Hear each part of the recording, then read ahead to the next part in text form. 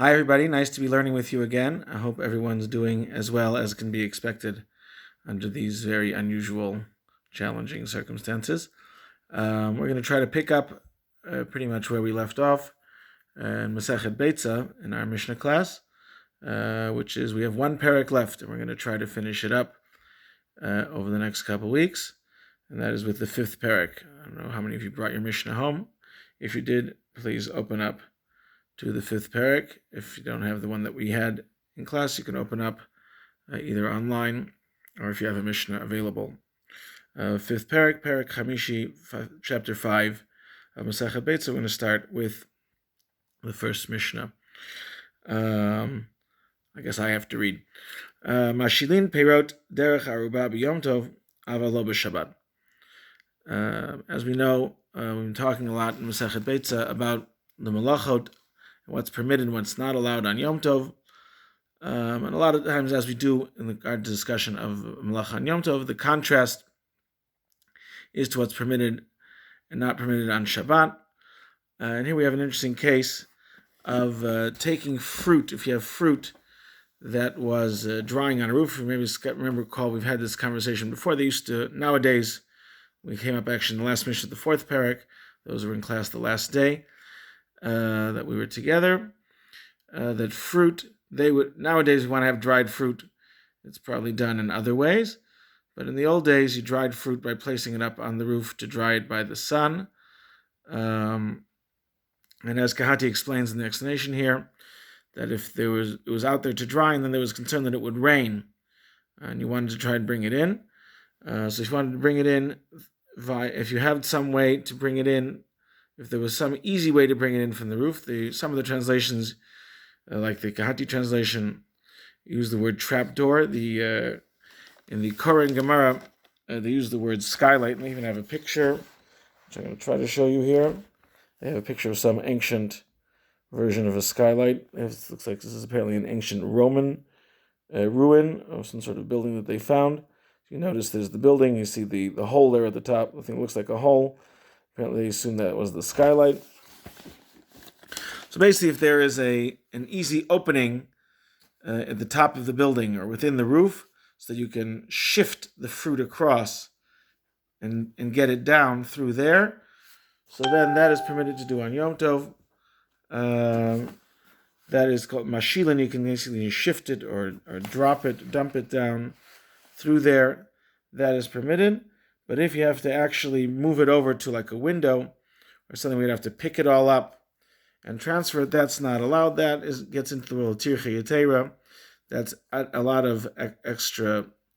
That is considered to be too much toil, too much work. As we've seen, a lot of things on Yom Tov. One of the factors that makes things not allowed on Yom Tov a lot of times is when there's too much tircha, when it's too much trouble.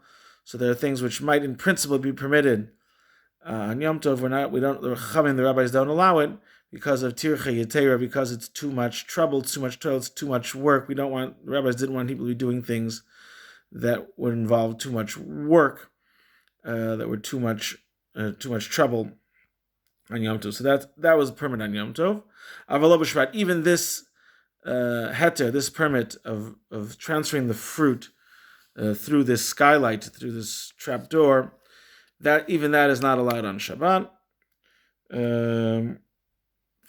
Even if there was this concern that the drying fruit would get ruined by the rain. That's the first part of the Mishnah. U'mechasim peirot ba'kelim mipnei hadelef. A similar case if there was rain or some other sort of water that was dripping up on the roof, and you can cover the fruit with vessels. If you have some sort of kli, some sort of utensil that's there, you can cover it. You can cover the fruit with it. V'chein kadei yayin v'chadei shemen. If you have jars or pitchers of wine or oil, you can also cover them with other utensils if there is something dripping. That is permitted. V'notnin kli tachat hadelef b'Shabbat. If there is something dripping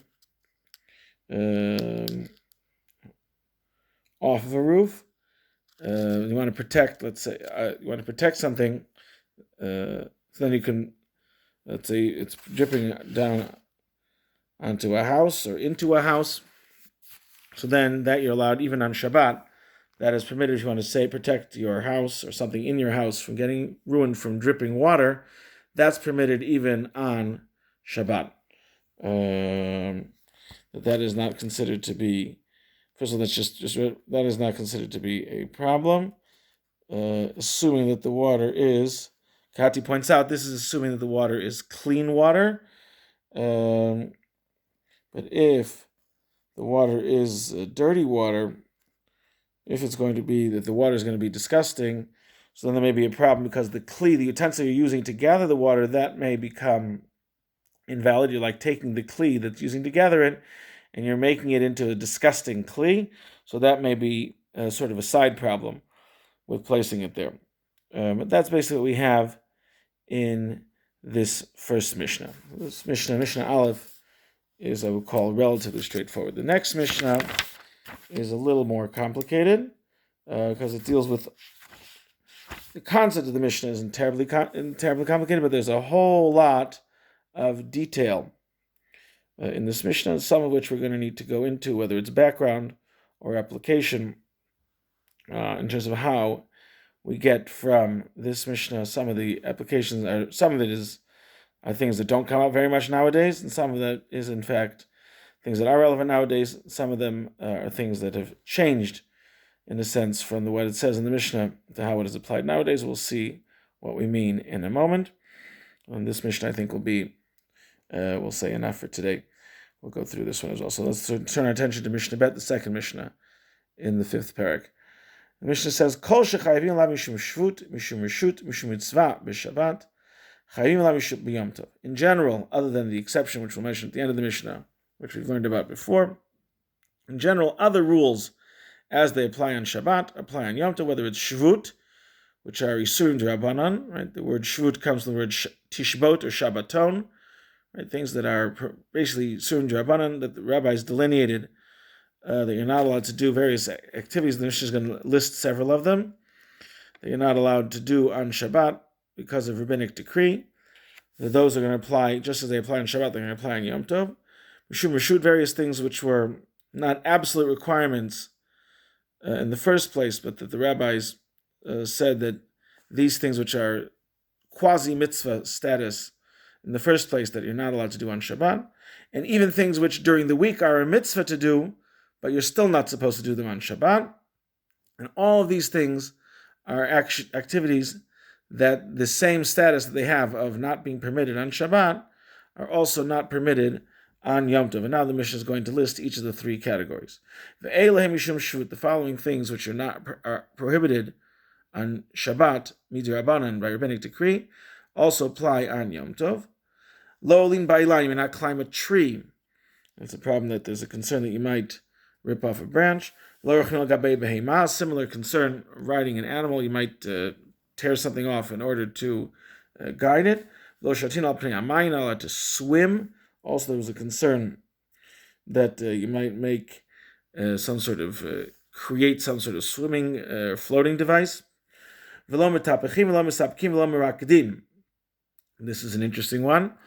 You're not allowed to, what are the three rules? They're not allowed to clap or sort of slap your hand against your knee or against other surfaces, or to dance. And this is the one that I mentioned before, which the Mishnah says is a pretty much straightforward thing that you're not allowed to do these things. The Gemara already has a discussion in the previous parak, Mishna Beitzah, back in the fourth parak, says, wait a minute, don't we find that people do this? And no one seems to say anything about it. The Gemara says, you're right. Let people do it. Don't tell them. People who don't know any better, they're not going to listen anyway. Let them do it. And it's okay. Basically, let them do it b'shogeg, unintentionally. It's better than doing it b'mezid. Tosfot take up the cause, and they say, Tosfot go a step further. and they say, Umiu didan shari, for us it is permitted. Why? The davka b'mehen, in their day, shar b'kiin lasot klei shir, people knew how to fix musical instruments. Right? What was the reason for this in the first place? Rashi said there, sorry, I think I forgot to mention it. Rashi said that the concern was, why are you allowed to do all these things that were sort of like banging and dancing? There was a concern that you might fix a musical instrument. If you start doing all these things, you might end up fixing a musical instrument in order to play music. And so Tosfos would say this only applied in their days when most people knew how to fix. Apparently, their musical instruments were a little simpler, and most people knew how to fix instruments. So, in the time when Tosfos would say when most people knew how to fix musical instruments, Shayach Lemigzar made sense to make such a decree that people might, if you started a lot of people to clap and to dance, then they might end up fixing musical instruments already done. And most people, other than certain specialists, don't know how to do this. It doesn't make sense to make such a decree for the few people who know how to fix instruments.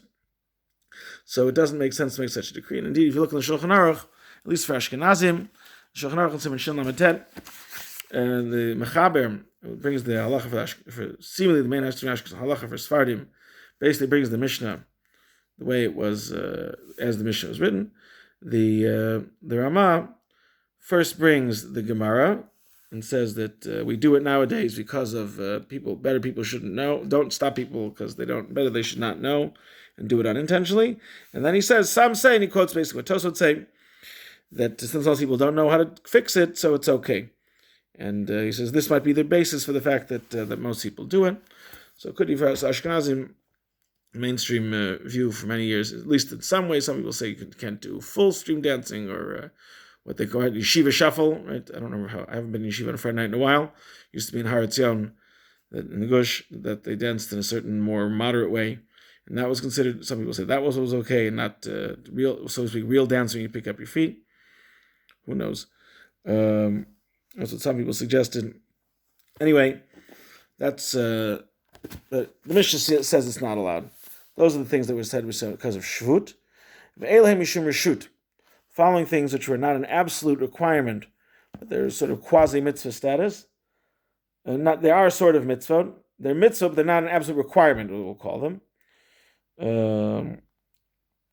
Lo danim, we don't don't judge like a beit din. Lo mekadshin, you don't do kiddush in the first stage of marriage, which is a mitzvah, but it's not an absolute requirement at any given time. Lo choltzin, don't do chalitza, the alternative to yibum, right? If a woman is supposed to undergo, the man died without children, and the woman's supposed to have either yibum or chalitza from the brother. So chalitza is if he's not going to marry her, what's done nowadays. Lo miyabmin, to do the mitzvah of yibum, right? And what was done traditionally in theory, was considered the better option, but nowadays is not considered. If he takes her, he marries her. So those are not done. We're not supposed to do those on Shabbat. It's sort of elements of kinyan, of taking on sort of like transactions. Ve'elem mishum mitzvah. The following things have elements of mitzvah to them, and nonetheless we don't do them on Shabbat. Also because they have transaction. The first ones have more transactional elements to them. Lo makdishin, to make something into hekdesh, to designate it for the Beit HaMikdash. Lo ma'arichin. So next week's parsha.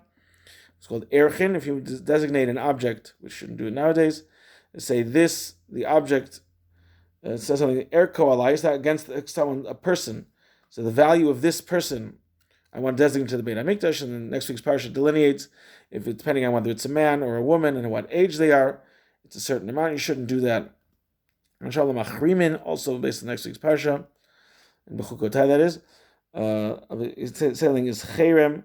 You say this animal should be cherem. It should be also as a certain designation of its status, also being dedicated to the Beit HaMikdash. And none of those should be done on Shabbat. Also, it's changing its sort of transaction vis-a-vis the Beit HaMikdash. V'lo magbin truma u'maaser. We've talked about truma and maaser before. Also changes the status of the produce. Truma, the first part goes to the Kohen. Truma, and then Trumat Maser, off of the Maser, goes to the Kohen. First Maser Rishon, the first Maser goes to the Levi, off of which, like I said, Trumat Maser goes to the Kohen. A second Maser, depending on the year, if it's the first or second year of the cycle, it's Maser Sheni, is brought to Yerushalayim. The third year of the cycle is Maser Ani, goes to the poor. That is, you bring yourself to eat in Yerushalayim. If you're tahor, kol elu b'Yom Tov amru. All of these are said with regard to Yom Tov. All these apply even on Yom Tov. Kal v'chomer b'Shabbat, and certainly they all apply on Shabbat. And then this is the last line of the Mishnah. Talks about the difference in Yom Tov and Shabbat, and this line also appears in the Mishnah Megillah. Those who learn the first parak of Megillah, this sentence should sound familiar. Ein ben Yom Tov la Shabbat, ela ochel nefesh bilvad. The only substantive difference in halacha between in terms of what you are not allowed to do between Yom Tov and Shabbat is with regard to the permit to prepare ochel nefesh, to prepare food. Of course, we've seen earlier in the Masechet that there are certain other differences that are related with regard to transferring of fire, and with regard to hotzah, with regard to what you're allowed to transfer between one place and another. But as we saw earlier, these are related to the permit of ochel nefesh, with regard to the permit, the fact you're allowed to prepare food on Yom Tov. I think we will leave it here. That takes us through the second Mishnah. I hope everyone is well, and we will resume again next time, hopefully next week. Kol Tuv.